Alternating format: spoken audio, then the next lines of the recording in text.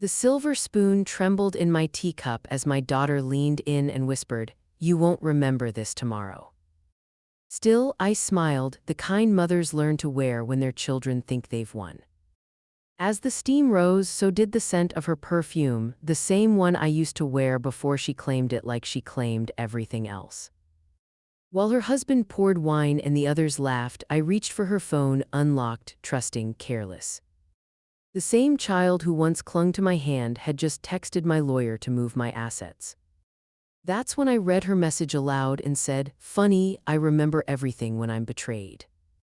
We're about to begin, but if you'd like, share where you're joining from. It reminds me this story doesn't echo into silence, it lands somewhere real. Drop it in the comments and don't forget to subscribe. Alina stood in the kitchen, staring at the empty counter. The keys should have been there. She'd put them down this morning, right by the coffee pot. She glanced over to the table, the back of her mind tugging at her. "You've forgotten something." Her fingers skimmed the countertop, over the cluttered mail, the half-empty coffee cup, but no keys. Caroline's footsteps echoed from the hallway, sharp and deliberate. "Mom, where are your keys?" Her voice, calm yet laced with something that Alina couldn't quite name, slipped into the kitchen like an unwelcome guest. I don't know," Alina murmured, her voice feeling foreign. She scanned the counter again, hoping they would simply appear, but they didn't. Caroline sighed, a long, deep exhale as if she had been expecting this. "This is getting worse, Mom." Alina's heart skipped a beat. She didn't want to hear it, not again, not from Caroline. She tried to hide the tension that crawled up her spine. "I'm sure they're here somewhere." Her voice trembled as she checked the counter once more, even lifting the coffee cup to look underneath. Nothing. "You've been forgetful for a while now," Caroline said, her tone almost clinical but still heavy with concern. She moved to the table, opening a stack of papers. "I'm just trying to help." She flipped through a few forms with her usual precision, as if everything were a well-rehearsed performance. Alina stood there, her gaze fixed on the counter. There was nothing she could do to stop the creeping sense of something bigger slipping away from her. She should have known where her keys were. She always did. The phone rang, cutting through the silence. It was Danny. She answered it with a shaky breath. "Hey Mom, everything okay?" I can't find my keys, Danny. I don't know where they are," she said, the frustration rising in her chest. It felt stupid to even say out loud. "You're probably just tired, Mom. You've been doing too much. Don't worry about it." Danny's voice was warm and dismissive, an attempt to soothe her, but it didn't work. It never did. Alina swallowed. "I guess you're right." But Caroline didn't stop. By the time the call ended, she was already at the table, stacking papers neatly, her gaze cool and distant. "I'll take care of the paperwork," she said, not asking, just stating it as fact. "It's easier if I do it. Medical forms, bank access, you don't need to worry about it." Her eyes flicked over the pile of papers, her fingers already moving to organize them. Alina felt the sharpness of her words, and before she could say anything, Caroline added, "You don't want to miss anything, do you?" Alina's pulse quickened, the familiar tug of helplessness rising in her chest. She wanted to argue, to say that she could still handle these things on her own, but something in Caroline's eyes stopped her, something that felt like control masquerading as care. "I can manage," Alina said softly, but the words didn't sound as confident as she meant them to. Caroline didn't respond. She simply moved to the next stack of papers, flipping through them like Alina wasn't even there. Alina stood still for a moment, her hands cold and trembling. The keys were still missing, and the feeling that something was slipping away, something she couldn't quite grasp, lingered. Then, quietly, Julia entered the room. She stopped just short of the doorway, watching her grandmother with an unspoken question in her eyes. "Grandma, why do you write so much?" Alina blinked, caught off guard. She hadn't realized how much time she had spent writing in the little notebook she kept by her side. She hadn't told anyone, but the writing was a lifeline, something to hold on to. "It helps me remember," she said, the words coming out more vulnerable than she intended. Julia didn't respond, just gave her a small, knowing smile before disappearing back down the hall. Alina looked down at the notebook in front of her and almost instinctively picked up the pen. She opened to a fresh page and wrote, "Things I know." She underlined it twice as if sealing a promise to herself. Caroline's voice interrupted. Ted, her quiet moment, low and almost too casual. She won't remember this by next week. The words, said so easily, burned through the air. Caroline's voice was distant, but Alina heard the bite, the cold certainty in it. Alina's hand stilled. She wasn't sure if Caroline was right, but one thing was certain: she would remember this. Alina sat in the waiting room, the sterile air around her heavy with the hum of fluorescent lights. She gripped her purse in her lap, fingers stiff. The walls, painted a soft beige, felt like they were closing in. She wasn't ready for this, but the truth was she never had been. "Alina Marshall?" a nurse called, her voice cutting through the silence. Alina stood, her legs a little weaker than they used to be, and followed the nurse down the hallway, her steps slow and deliberate. Inside the exam room, Dr. Reed was already waiting. He stood up as she entered, offering a tight smile. "Good to see you again, Alina. How are you feeling?" She sat down in the chair across from him, folding her hands in her lap. "I've been forgetting things," she said, keeping her voice steady, though the words felt heavy on her tongue. "Names, appointments, sometimes I can't even remember where I left my keys." Dr. Reed nodded, making quick notes on his tablet. "Tell me more about it." Alina hesitated for a moment before continuing. "It's like a fog. I'll be doing something and then everything goes blank. It's worse some days and others, it's fine." Dr. Reed's expression remained professional, but there was a hint of concern in his eyes. "It sounds like mild cognitive impairment, Alina. It's common at your age, though it doesn't necessarily progress the way people fear. It's not yet what they think." Alina's heart dropped. Not yet what they think. She had no idea what that meant, but it didn't sound reassuring. "So, what does that mean?" she asked, keeping her voice as even as she could. "It means we'll monitor it. There's no immediate need for drastic measures, but we do need to keep an eye on things. Regular check-ins, memory tests." Alina felt a cold pang in her chest. "And what if it gets worse?" "We'll cross that bridge when we get to it," Dr. Reed said, his tone neutral but lacking the comfort she had hoped for. "But it's important that we're proactive." She nodded, but her mind raced with questions. What if it was already too late? As the appointment wrapped up, Dr. Reed handed her some papers reminding her of the follow-up appointments. She took them with trembling hands, her thoughts swirling. Back home, the phone rang just as she stepped inside. It was Paul Mendez, her lawyer. "Alina, I've received some paperwork from Caroline. It's regarding your power of attorney and some medical forms. I don't believe you signed these." Alina's blood ran cold. "What kind of forms?" "They look official, but they're not something you approved. We need to pause any changes until you confirm." Her stomach churned. "Caroline, again, please hold off on anything," Alina whispered. Hanging up, Alina set the phone down, her mind spinning. She walked into the living room where Julia sat, flipping through a book. "Grandma," she asked quietly, "why does Mom always check your pills?" The question hit her like a wave. Alina felt her heart thud in her chest. It wasn't just the paperwork. Caroline's control was creeping into every part of her life, and Julia could see it too. Alina forced a smile, sitting down beside her granddaughter. "I don't know, sweetheart, I don't know." She grabbed her notebook, flicking it open to a fresh page. She wrote one line, a small act of defiance. "I remember what matters." The house was quiet when Alina arrived, the soft hum of a fan barely cutting through the still air. The smell of cake and candles filled the space as she stepped onto the front porch, holding a small gift wrapped in pink paper. It wasn't much, just a framed photograph of Julia and her late grandfather, a moment frozen in time. But it was from the heart. She'd hoped it would be enough. When the door opened, Alina was met with a brief, awkward pause. Caroline, standing in the doorway, gave a small, practiced smile. "Mom, you actually made it," Caroline said, her tone a little too sweet. Alina nodded, the gift still tucked under her arm. "I wouldn't miss Julia's birthday for the world." She tried to keep her voice steady, but the words felt fragile, like something that could shatter in the wrong hands.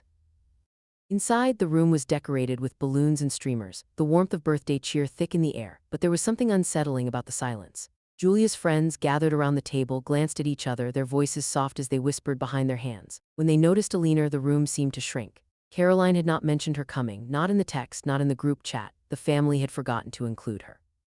Alina's A's flicked to the phone in Caroline's hand. She watched her daughter's fingers swipe quickly across the screen, deleting messages in a flurry. Caroline looked up, meeting Alina's eyes for a brief second before her gaze dropped back to the phone. Alina stood still for a moment, the air thick with the tension Caroline was trying to hide. She shifted her weight, glancing around the room. Everyone was so careful, too careful. Then, out of the corner of her eye, she saw Julia, her smile wide as she rushed over to Alina. "Grandma," she said, pulling her into a hug. The warmth of her embrace was a stark contrast to the coldness of the room. "Thank you for coming," Julia whispered, her voice low. "Mom said you were too tired." Alina's throat tightened, but she smiled anyway, stroking Julia's hair. "I'm not tired, sweetheart, I'm here." They sat down together, the table laid out with cake and snacks, the room still filled with soft laughter from Julia's friends, though Alina felt distance from it all. She nibbled at a piece of cake, watching the scene unfold before her. Caroline moved about, offering drinks, making polite conversation with the guests, but her eyes never strayed far from Alina, tracking her every movement like a hawk watching its prey. The conversation at the table ebbed and flowed, but it felt like Alina was a ghost, drifting in the background.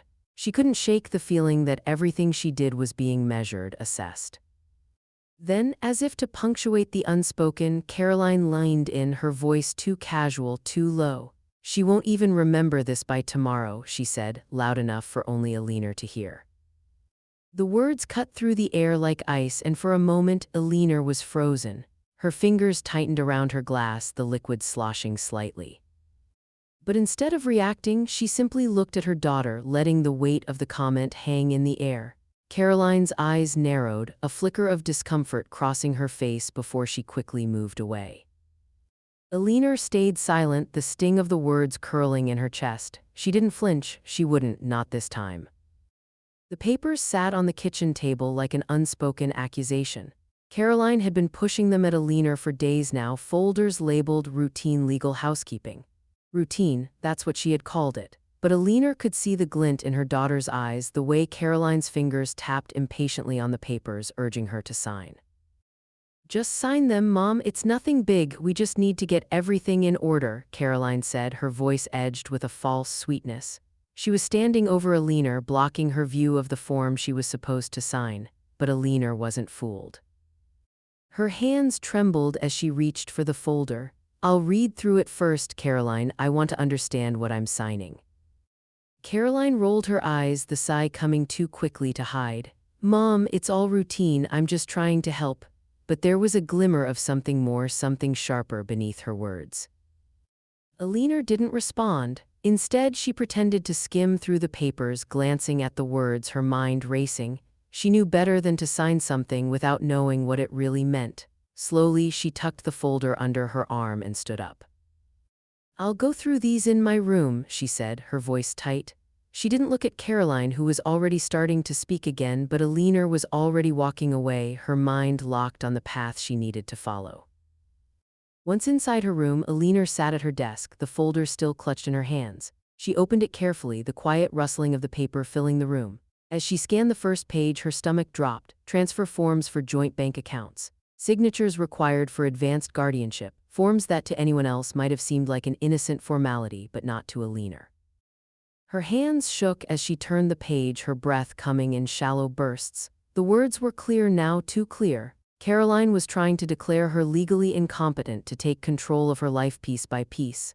She read through the papers again, this time making sure to note every detail, every timestamp. Her pulse quickened as she reached for her phone. She needed to call Paul. The phone rang twice before Paul's familiar voice came through. "Alina." "It's Caroline," Alina said, her voice quiet but filled with a growing sense of urgency. "She's trying to have me declared legally incompetent. These forms, she's trying to get control of my bank accounts and my medical decisions. It's all in these papers."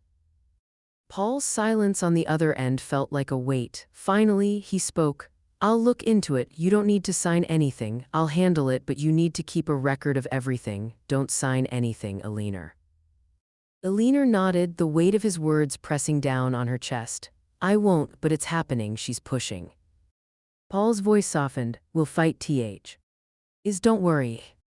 The phone call ended and Alina sank back in her chair, the papers spread out in front of her. A sharp sense of clarity filled her. She would not let Caroline win, not like this. Her fingers trembled as she picked up her pen and opened her notebook. She wrote down the exact date and time, detailing the forms she had seen. The moment she had realized what Caroline was trying to do, she wasn't going to let her daughter erase her, not yet. The pen hovered over the page, but Alina didn't hesitate. I know what's happening, and I'm not letting it happen. The afternoon sunlight filtered through the window, casting long shadows across the kitchen table where Alina sat.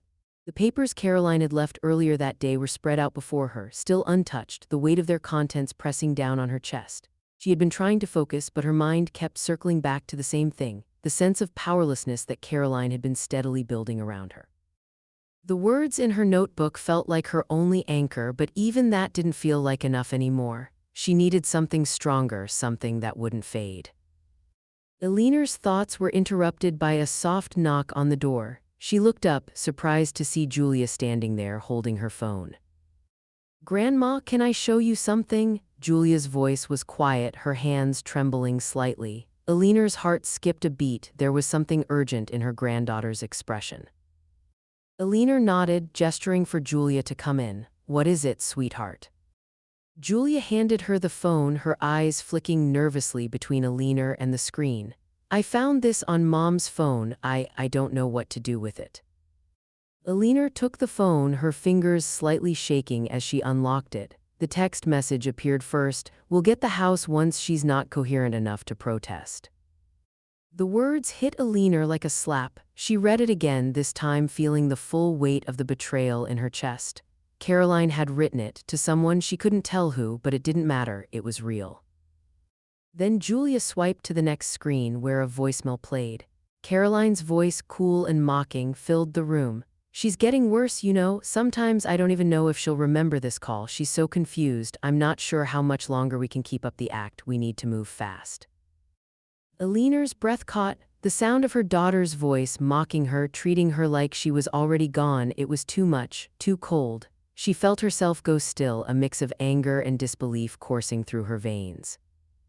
"Julia," Alina started, her voice barely above a whisper, "you did the right thing." Julia looked down at her feet, clearly distressed.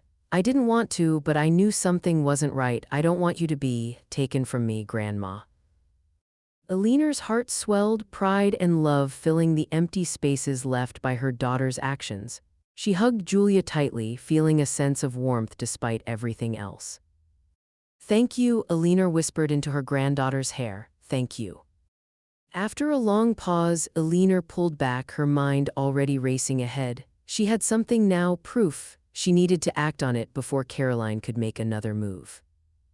As Julia left the room, Alina reached for the flash drive she kept hidden in the drawer. She saved the voicemail and text message to it, her hands steady despite the storm of emotions inside her. She needed to send it to Paul. She needed to take control of her life before Caroline took it from her. The phone rang before she could finish. It was Paul. "Alina, I've been looking into those forms Caroline sent you," Paul said, his voice low but urgent. "I've seen enough to know this is serious. We need to move quickly. You can't let her take over like this. And the recordings, if you have them, they're crucial." Alina's eyes hardened, her fingers wrapping around the flash drive. "I have them. I'm sending them to you now." She clicked the send button and a sense of finality washed over her. She wasn't going down without a fight. That night at dinner, Caroline's presence hung heavy over the room, her eyes flicking nervously between Alina and Julia. The meal was quiet, the only sound coming from the clink of silverware against plates.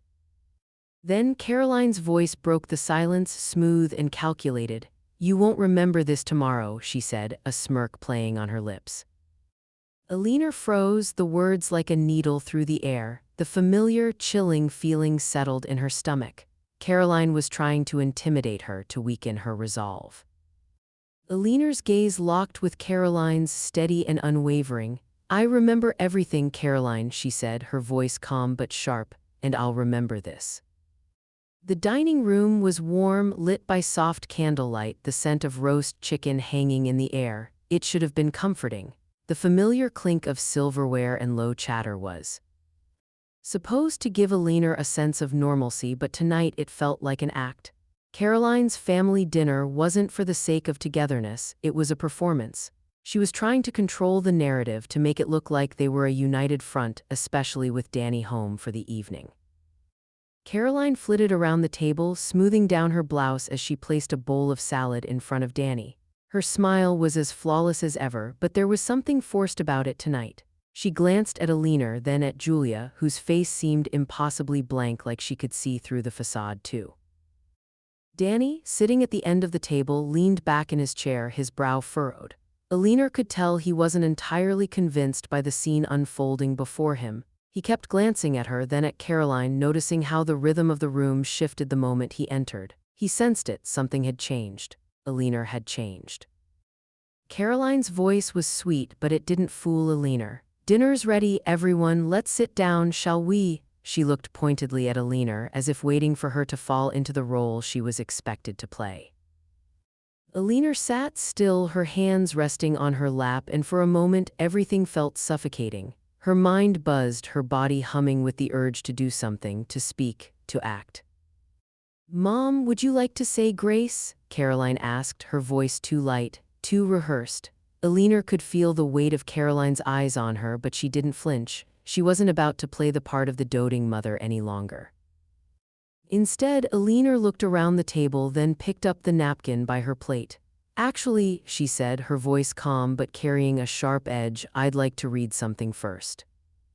The room went quiet, even Caroline's movement froze for a fraction of a second. Danny looked at her, his confusion evident. He hadn't seen his mother like this controlled, this composed in the face of Caroline's carefully crafted scene. He could feel the shift in the air, but he didn't know what to do with it.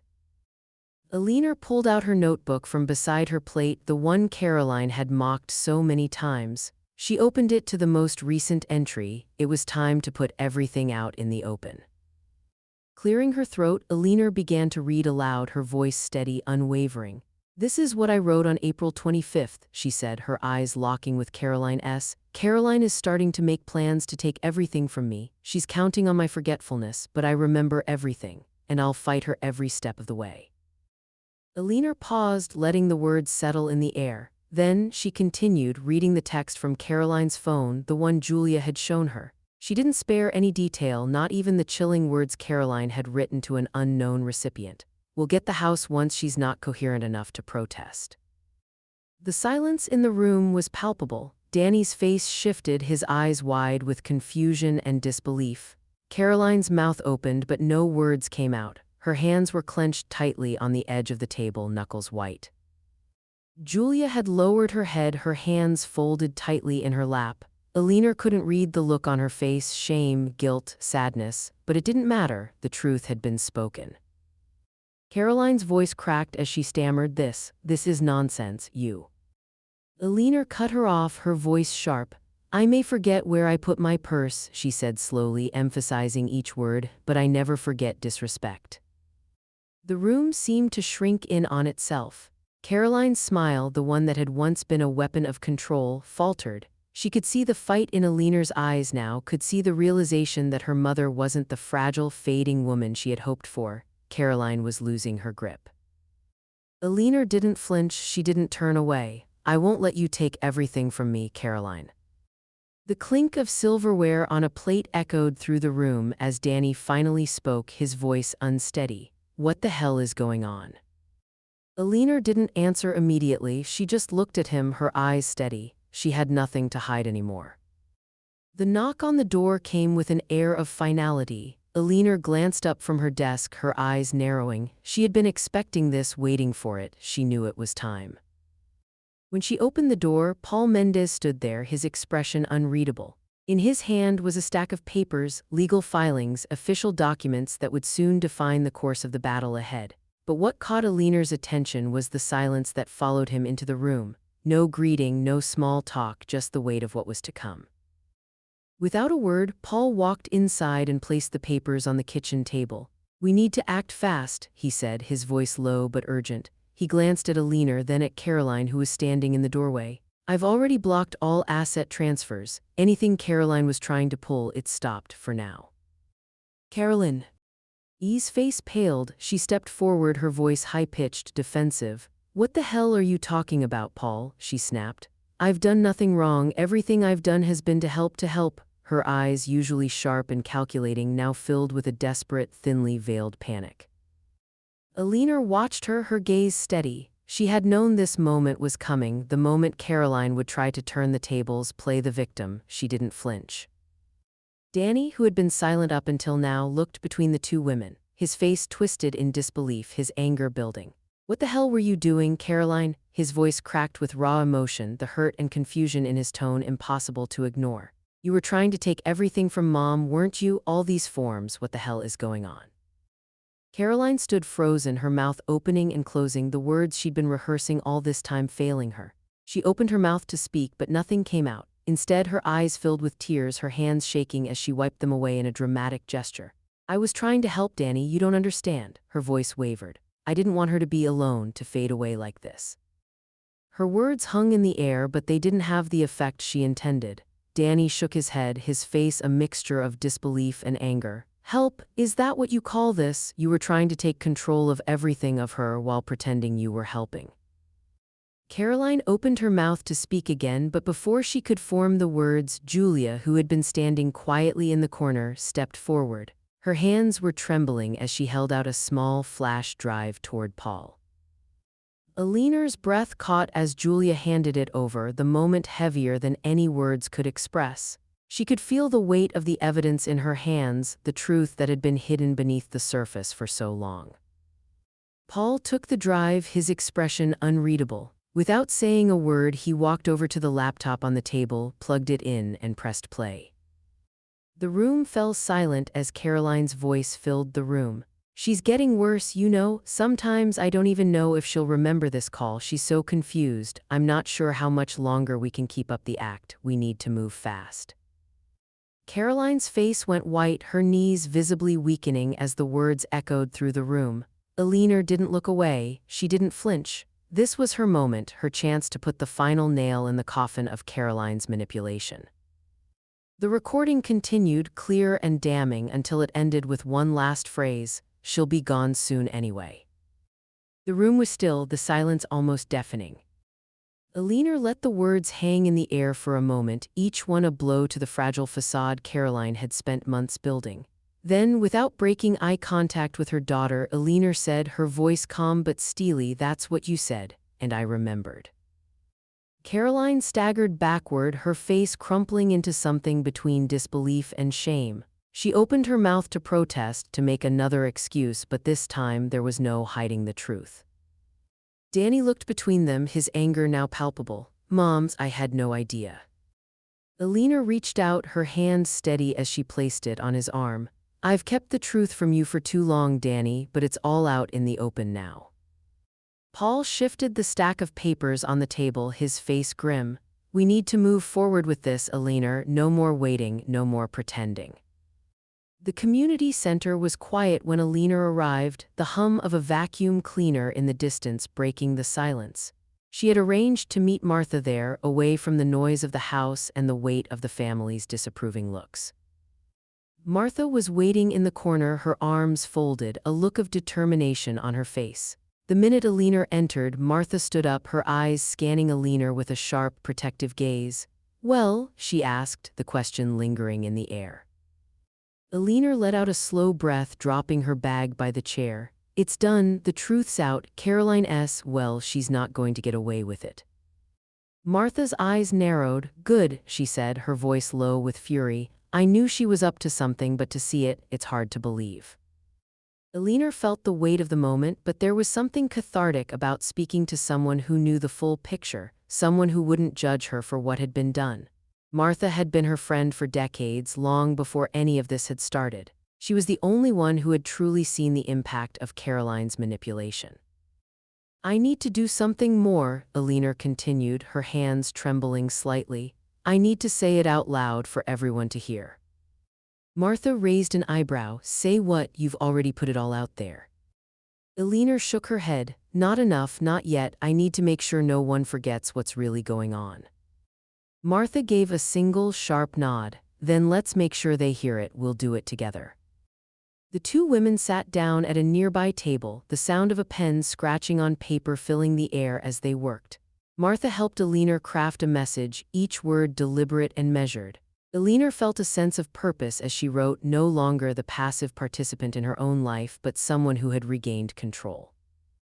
By the time they finished, Eleanor's phone buzzed in her pocket, a reminder that life was still moving forward despite the chaos of her personal battle. But Eleanor didn't check it. She focused on the words in front of her, which now felt like her own declaration of independence. She looked at Martha, the gravity of the moment settling on her. I'm posting it. Martha nodded, you've got this. Eleanor took a deep breath, then opened the family chat, her fingers steady as she typed. I may forget details, but I remember cruelty, and I remember love. With a swift press of the send button, it was done. The phone buzzed again, this time with a flood of notifications. Family members were responding, some with shock, others with disbelief, and a few, thankfully, with support. Eleanor read each message, her heart pounding, but there was a sense of liberation in it, a freedom she hadn't felt in months. She wasn't just fighting for her own dignity now, she was fighting for the truth. Later that afternoon, Julia came by after school, as she did every day now. The young girl's presence was a balm for Eleanor's weary soul. Julia set her backpack down and took a seat next to her grandmother, as she had so many times before. Grandma, I brought you some new art to look at, Julia said, her eyes shining with excitement. I made you something at school today. Eleanor smiled as Julia pulled out her sketches, a world of colors and creativity spilling out onto the table.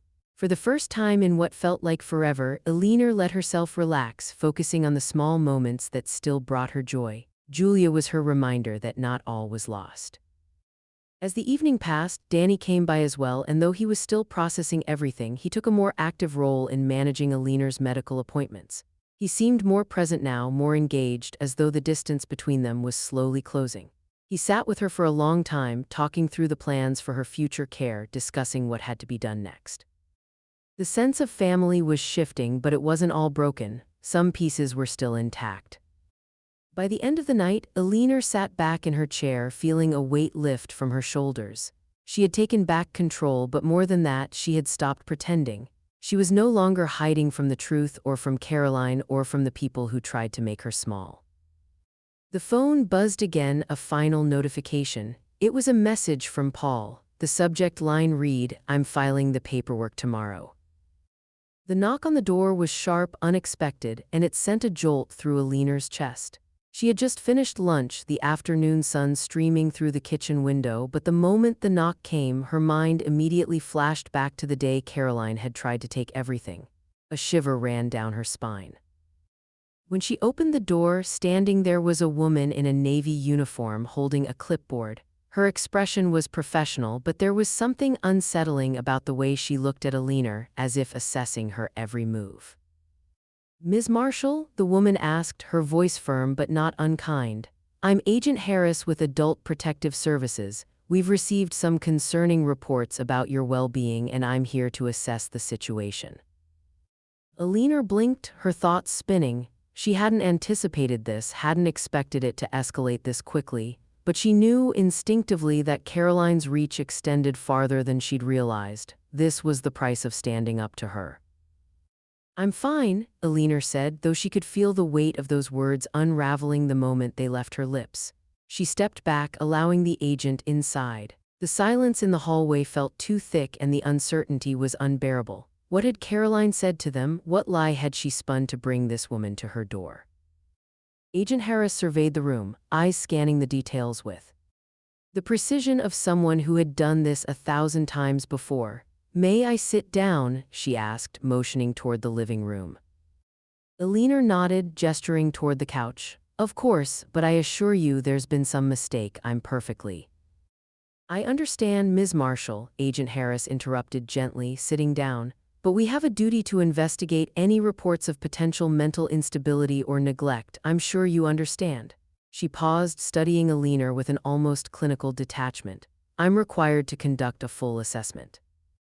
The air between them was thick now, the tension rising, but Eleanor wasn't intimidated. She wasn't afraid anymore. She had too much to lose to let this be another act of Caroline's manipulation. "I have something that will help you understand," Eleanor said calmly, walking over to the small desk by the window. She pulled out her notebook, then her flash drive, both the physical and digital proof of everything Caroline had done. She handed the flash drive to Agent Harris, who took it without a word. Eleanor sat across from her, still holding the notebook tightly in her hands. "I've been keeping a record," Eleanor explained, her voice even, "of everything that's been happening, the manipulation, the lies, and the attempts to take control of my life." Agent Harris placed the flash drive into her laptop and opened the file. The sound of the recording was clear, Caroline's voice ringing out in the quiet room. "She's getting worse. I don't even know if she'll remember this call. She's so confused. I'm not sure how much longer we can keep up the act. We need to move fast." Eleanor watched Agent Harris's face as the words filled the room. She didn't flinch. She had already lived through this, now it was everyone else's turn. The agent's expression softened and she turned to Eleanor, her voice no longer detached but filled with professional concern. "I'm so sorry you had to go through this. Based on what I've heard, we have grounds to investigate further. I'm going to open a case into possible elder abuse." Eleanor nodded, the weight of the words sinking in. "I want to move forward with pressing charges. I want her held accountable," she said, her voice steady, resolute. The agent stood up, making a note in her file. "I'll make sure this is followed through, Ms. Marshall." As the agent left, Eleanor leaned back against the doorframe, taking a deep, steadying breath. It was happening. The shift had begun. She picked up her phone and dialed Paul's number without hesitation. "It's time," she said as soon as he answered. "I want to move forward with everything, press charges, everything." Paul's voice was calm, but there was a note of approval in his tone. "You're sure about this, Eleanor?" "I've never been more sure of anything," Eleanor replied. She hung up the phone, and just as she was setting it down, she heard the soft sound of footsteps behind her. It was Julia, standing in the hallway, her eyes wide with the quiet understanding that only a child could have after seeing so much. "Grandma," Julia said softly, "you remembered more than anyone else ever could." Eleanor's heart swelled with love for her granddaughter, the girl who had seen the truth all along, even when the rest of the world hadn't. She pulled Julia into a hug, whispering into her ear, "And I'm not done yet." Later, Danny arrived, his face pale, his movements stiff. He stepped inside, looking between Eleanor and Julia. His voice cracked when he spoke. "I should have seen it. I should have known what was happening." Eleanor placed a hand on his arm, her grip steady, unyielding. "Now you do, and that's enough." The courtroom was cold, sterile, and smelled faintly of stale coffee. The high vaulted ceiling gave the room a sense of finality, as though every decision that passed through it carried the weight of an irreversible consequence. Eleanor sat in the back row, her hands folded neatly in her lap, trying to steady the racing pulse beneath her skin. It was a new kind of fear that had settled in her chest, not for herself, but for the truth that was now exposed, stretched out in front of the judge. Caroline was sitting a few rows ahead, her posture rigid, her face carefully blank. The same practiced smile, now brittle with tension, never left her lips. She kept her gaze fixed ahead, as though refusing to acknowledge the reality of the situation. She was still playing the role of the innocent daughter, the one who only wanted to help. Her lawyer had already made their opening statement, painting a picture of Eleanor as fragile and confused, unfit to handle her own affairs. Caroline sat straighter at the mention of her mother's supposed condition, the fake empathy flooding her features. Eleanor's heart tightened. She could see the act, knew it for what it was, but she wasn't going to let it stand. Paul Mendez, standing at the table with his back straight and face resolute, turned toward the judge. "Your Honor, the evidence in this case is overwhelming." He motioned to the stack of documents on the table, medical forms, bank statements, and a flash drive. "These forms were forged. The signatures are clearly not Mrs. Marshall's. These were created with the intent to isolate her, manipulate her, and take control of her assets." Eleanor's stomach lurched as the judge glanced at the paperwork, his eyes flicking between the documents and Caroline. The tension in the room was palpable, like the air was too thick to breathe. "Additionally, Your Honor," Paul continued, his voice unwavering, "there's more. The defendant has also made statements captured on this recording which reveal her true intent. He hit play on the laptop, and Caroline's voice filled the courtroom, clear and damning. "She's getting worse. I don't even know if she'll remember this call. She's so confused. I'm not sure how much longer we can keep up the act. We need to move fast." The courtroom went still. Caroline's face drained of color, her jaw tightening as she tried to steady her breathing. The judge glanced up at her, his expression one of disbelief. Eleanor's heart pounded, but she was already standing, the floor beneath her feet solid with purpose. She reached into her bag, pulled out her notebook, and walked toward the witness stand. The courtroom was quiet, the only sound the soft shuffle of her shoes against the floor. As she reached the podium, she looked at Caroline, her gaze steady. The room seemed to shrink. This was it, the moment she would take back control. She was no longer the woman cowering in fear, hiding behind Caroline's manipulations. This was her moment. "Your Honor," Eleanor began, her voice firm and clear. She opened her notebook, taking a breath as she glanced down at the page. "I've kept a record of everything, every word, every action. I know what's been happening. I know what Caroline has done." She lifted her head and read aloud from her notebook, her voice unwavering. "On April 25th, Caroline began to take steps to declare me legally incompetent. She was counting on my memory loss, but I remember everything, and I will fight for what's mine." The room went silent again, the weight of her words sinking in. The judge's expression darkened, his eyes flicking between Eleanor and Caroline. The case, which had seemed so one-sided just moments ago, was now hanging in the balance. Julia, who had been sitting quietly in the back of the room, was called to testify. She stood up, her posture strong, her voice calm but filled with the conviction of someone who had witnessed the truth firsthand. "She never forgot love," Julia said, her eyes locking with the judge's. "She may have forgotten where she put her keys or the name of a book she read last week, but she never forgot love, and she never forgot what mattered." Eleanor felt her chest tighten as she looked at Julia, the love between them palpable. Julia's words were a quiet, powerful testimony to Eleanor's strength, to the parts of her that no one could take away. The judge nodded, scribbling notes. Caroline's lawyer stood up, trying to recover the narrative, but the damage was done. Her case was unraveling in front of her eyes. The cross-examination came quickly, the lawyer scrambling to regain control, but the words fell flat. The evidence was too clear. Caroline's lies, her manipulations, they could no longer be ignored. Her case collapsed under the weight of the truth. Caroline, now visibly shaken, looked between the judge, Eleanor, and Julia. The silence that followed felt like a verdict already passed. The sunlight streamed through the windows of Eleanor's home, casting warm shadows across the room. She sat at the kitchen table, the legal papers spread before her. It had been a long road to get here, but today, as she signed the final document, there was no hesitation in her hand, no doubt. Paul Mendez sat across from her, his eyes scanning the paperwork with an approving nod. "You're in control now," he said, his voice low, almost reverent.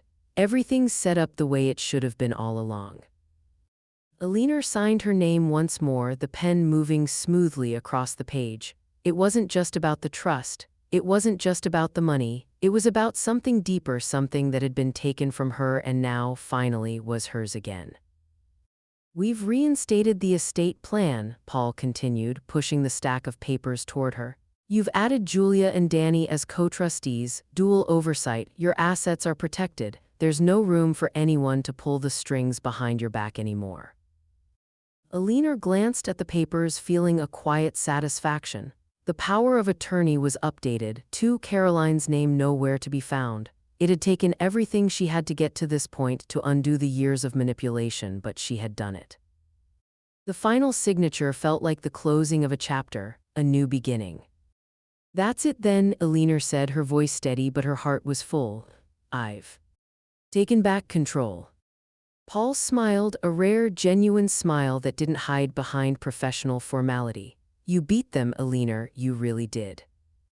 Eleanor sat back in her chair, the weight of the moment settling in. There was a sense of peace that had eluded her for so long. Her life, her future, was no longer in Caroline's hands. It was hers fully and completely. Later that evening, the doorbell rang. Julia burst through the door, her face alight with excitement. "Grandma, guess what I got today?" She held up a piece of paper triumphantly. Eleanor raised an eyebrow, her curiosity piqued. "What's that, sweetheart?" Julia smiled, a little shy but proud. It's my college essay and it's about you. Alina's heart skipped a beat. About me, she repeated, her voice soft with surprise. Julia sat down beside her grandmother, handing her the paper. I wrote about how you've always been the sharpest woman I know, how you don't let anything or anyone take what's yours. Alina blinked back tears as she unfolded the paper. The words were simple but powerful, a reflection of everything she had fought for. Julia had captured it all, the strength, the resilience, the quiet dignity that had been the core of Alina's survival. She began to read aloud, her voice thick with emotion. The sharpest woman I know isn't just the one who remembers every detail, every name. It's the woman who never gave up, even when the world tried to erase her. She fought not with anger but with grace, and she showed me that no matter how much you lose, you never lose who you are. Alina's voice faltered as she finished the essay, the lump in her throat making it hard to speak. A single tear slipped down her cheek, but she didn't wipe it away. It wasn't sadness that filled her, it was something deeper, something full of pride and love. Thank you, Alina whispered, her voice hoarse with emotion. You don't know how much this means to me. Julia reached over and took her hand, her eyes wide with admiration. I'm just telling the truth, Grandma, you're amazing. Alina smiled, wiping the tear from her cheek. I remember this part, she said, her voice thick but full of love, and this part is the best. As the evening passed, Alina felt a deep sense of gratitude, not just for the legal victories but for the people who had stood by her, especially Julia. The journey wasn't over, but the road ahead was clearer now. She had reclaimed her life, and nothing, not even Caroline, could take that away. The knock at the door was tentative, almost hesitant, as if Caroline weren't sure whether she should even be there. Alina didn't hesitate. She was expecting this visit, though she hadn't known exactly when it would come. The sound of the knock echoed in her chest, a sharp reminder of the distance she had fought to create. Still, she opened the door. Caroline stood there, her posture stiff, eyes red-rimmed, as if the weight of what she had done had finally caught up to her. She wore the same polished appearance she always did, but this time it was a veneer cracking under the strain of her own guilt. I need to talk to you, Caroline said, her voice small, almost pleading. I didn't know what I was doing. I was stressed. I thought I was helping. I thought I was protecting you. Alina took a moment before responding, her heart beating slowly in her chest. She knew what was coming, the same rehearsed excuses, the same attempt at regaining control. But she wasn't the same woman who had silently absorbed Caroline's manipulation. She had changed. You weren't helping, Alina said, her voice calm but firm. You were hoping I'd disappear, that I'd fade away quietly so you could take everything. Caroline flinched at the words, but she pushed on, her voice trembling now. I was just trying to make sure you wouldn't have to struggle, to make sure everything was in order. I was trying to help. Why can't you see that? Alina stood there, her expression impassive, her hands folded neatly in front of her. She could feel the remnants of Caroline's guilt, the unease that slipped through her controlled mask, but it didn't soften the ache in Alina's chest. She had lived through this before, the act of pretending to be the helpless victim when it was clear who the real manipulator was. Help, Alina repeated softly, the word rolling off her tongue. You stopped seeing me as a person, Caroline. You treated me like something to be controlled, like I wasn't even here anymore. That's something I'll never forget. Caroline's face crumpled at the words, her composure slipping entirely now. She reached out, her voice desperate. Please, Alina. But Alina didn't flinch. She stood her ground, the steady pulse of her heartbeat a quiet reminder of everything she had fought for. Her voice, when she spoke again, was resolute. I remember everything. I remember who I am, Alina said, her eyes never leaving Caroline's. But more importantly, I remember cruelty you tried to erase. Without saying another word, Alina walked to the kitchen counter, pulled a printed copy of her notebook from a drawer and placed it on the table between them. It was the record she had kept, the proof of Caroline's betrayal, her manipulation, the moments she had written down in ink, solid and irreversible. Read it, Alina said quietly. That's what I remember. Caroline stared down at the notebook, her hands shaking as she reached for it. For a moment, the room seemed to close in on them both, the weight of the unspoken words pressing against Alina's chest. Caroline had thought she could get away with it all, but the truth, once spoken, could not be taken back. Caroline picked up the notebook, her fingers trembling. She didn't meet Aliner's eyes, but she turned the pages slowly, as though the act of reading the words was the hardest thing she'd ever done. Her expression shifted from guilt to something deeper, something close to regret but not quite there. She turned the last page, the silence hanging between them. Without a word, she closed the notebook, her hands still shaking, and placed it back on the table. Aliner didn't move. She didn't offer an apology, didn't offer comfort. She had done enough of that over the years, letting Caroline twist her heart into knots. Now it was Caroline's turn to face the consequences. For a long moment, neither spoke. Then Caroline's voice broke the silence, soft and hollow. "I thought I was helping." Aliner didn't respond. She didn't need to. The truth was already there, laid bare between them. Caroline turned slowly, her footsteps faltering as she walked toward the door. She stopped at the threshold, her back to Aliner, and without looking back, she spoke one final time. "I'm sorry, Aliner," she whispered, so quietly it was barely audible. "I never meant for any of this." Aliner stood in the doorway, her gaze unwavering. "No, Caroline, you didn't mean for any of it, but that's exactly what I'll never forget." And with that, Caroline walked away, leaving Aliner standing in the quiet stillness of the home she had fought to reclaim. The community center had always been a quiet, unassuming place, shelves lined with books, tables cluttered with crafting supplies, and the soft hum of conversation always drifting in the background. But today the air was different. There was an energy in the room, an undercurrent of something important beginning to take shape. Aliner stood at the front, looking out at the small circle of people gathered in front of her. It wasn't a large group, maybe 10 people, all of varying ages, all with different stories, but they shared one thing in common: the desire to not be forgotten. Some of them were caregivers, some were dealing with early memory issues themselves, but they all understood that the written word was a lifeline. Aliner knew that better than anyone. "I know it's hard," she said, her voice calm and steady as she faced the group, "to remember, to hold on to what matters, but I've learned that the best way to fight the feeling of losing ourselves is to write it down, every day, every moment that counts." The room was quiet, the people listening intently, their faces a mixture of curiosity and hope. Aliner had started this small group after everything had settled. After the court hearings, after Caroline, she wanted something more, something that would help others keep hold of their own stories, just as she had done with her notebook. Julia stood in the back of the room, watching Aliner with admiration, the way she always did when her grandmother was in her element. In the weeks since everything had changed, Julia had become more than just a support system for Aliner. She had become her partner in this new venture. Together, they had designed a special notebook, a simple, elegant thing with a soft leather cover titled, I Know This." "I know it seems like a lot," Aliner continued, her hands resting on the podium, the weight of her own words settling in.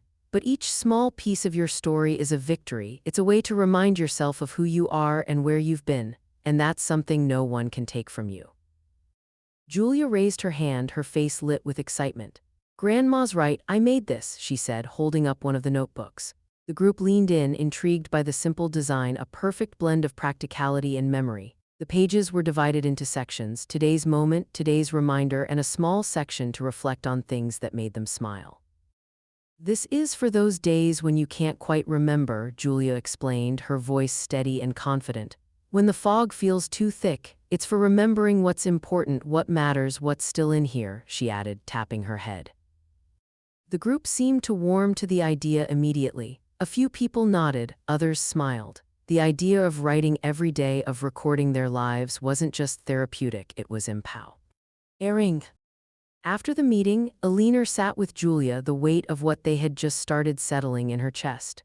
"We're doing something good here, Grandma," Julia said as she picked up another notebook, flipping through its pages. "I can't wait for the website to launch. It'll help so many families." They had been working on the website for a while now, compiling resources for families dealing with memory conditions. They had added tips for journaling, ways to manage everyday tasks, and stories from people just like them. Aliner's heart swelled at the thought of the impact this would have. The group, the website, the notebooks, it was all part of her new legacy, one that no one could erase. Later that day, Danny came by. He'd been helping to promote the program, reaching out to organizations and donors.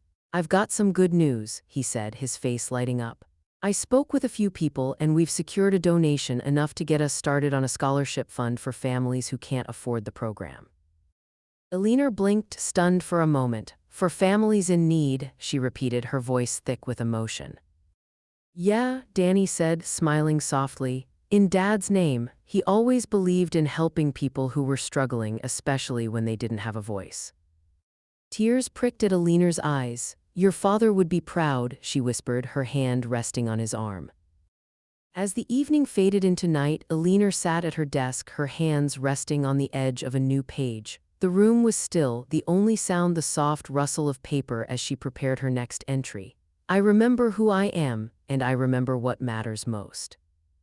She could feel the future stretching out before her now, wide open, full of possibilities. She had reclaimed her past, her voice, and her legacy, and nothing could take that away from her.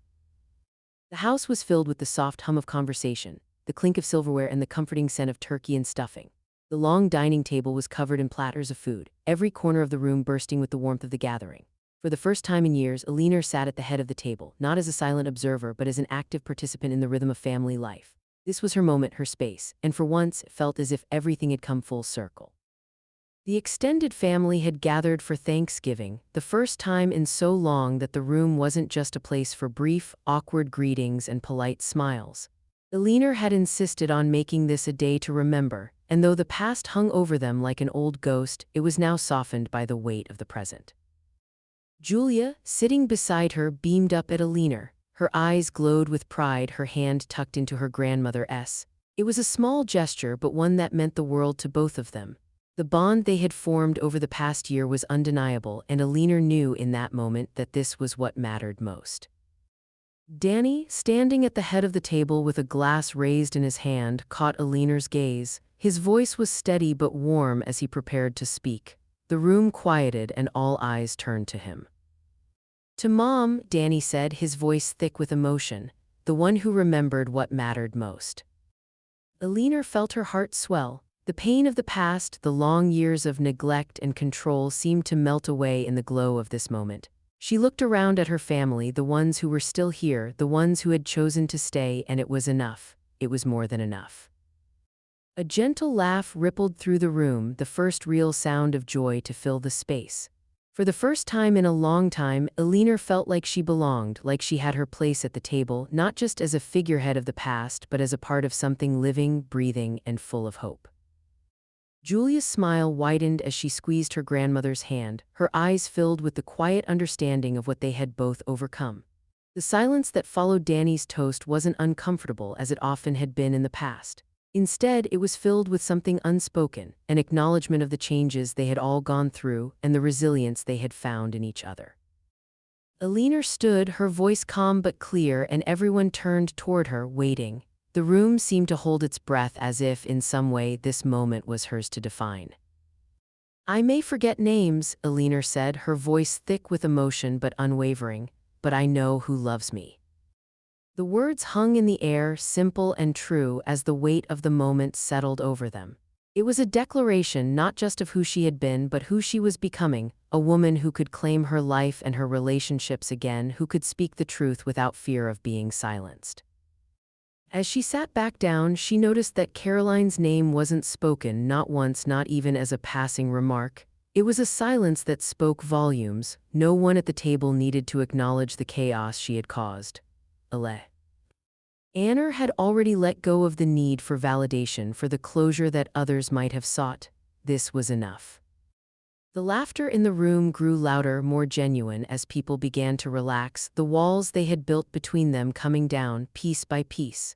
It was a beautiful, messy, imperfect moment, but it was theirs, and Alina realized with a quiet sense of pride that it was more than she had ever hoped for. The first box arrived on a crisp morning, its corners sharp, the title "You Said I'd Forget" emblazoned across the side. Alina sat at the kitchen table, staring at the stack of books with a mix of disbelief and pride. She had poured her life into those pages, her past, her struggles, her survival, and now it was real, tangible. The book was out in the world. Her fingers trembled slightly as she picked up the first copy. The smell of fresh ink wafted up to meet her, and for a moment she closed her eyes, absorbing the weight of it all. This was her story, and now it belonged to everyone who needed to hear it. When she glanced at the shipping label, her heart skipped. Sold out locally. She couldn't believe it. Sold out. Her story had found a place in people's hands and they were sharing it. She wasn't just another forgotten woman fading into the background, she was being heard. Later that day, Paul called with even more good news.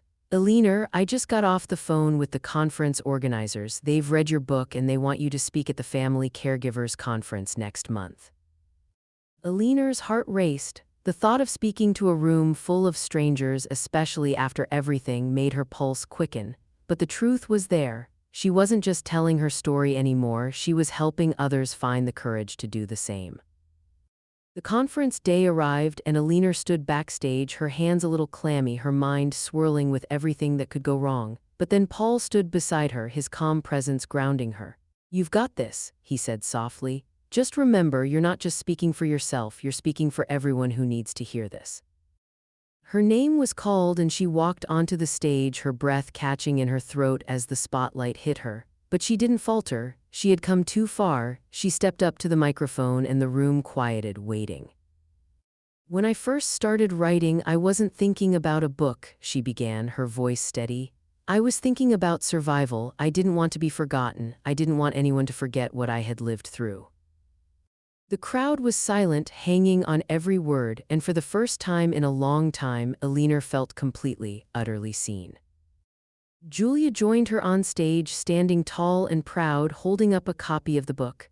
This, she said, her voice filled with emotion, is about remembering, it's about surviving, about evolving. With a smile, Julia read a passage aloud. I may forget where I put my keys or the name of a book I read, but I never forget the love I've given or the love I've received. The room was still, hanging on her words. Then Eleanor spoke again, the tears brimming but not falling. I'm not fading, I'm evolving. The room erupted in applause, and for the first time, Eleanor allowed herself to feel proud. This wasn't just her victory. It was a victory for anyone who had ever felt invisible, anyone who had fought to keep their memory and their dignity intact. Later, as the applause died down, Eleanor sat backstage, the weight of what she had just done sinking in. She shared her truth and in doing so helped others find theirs. Her pen hovered over the next page in her notebook, ready to capture the next chapter. You smiled and said I'd forget. I smiled back and wrote you down.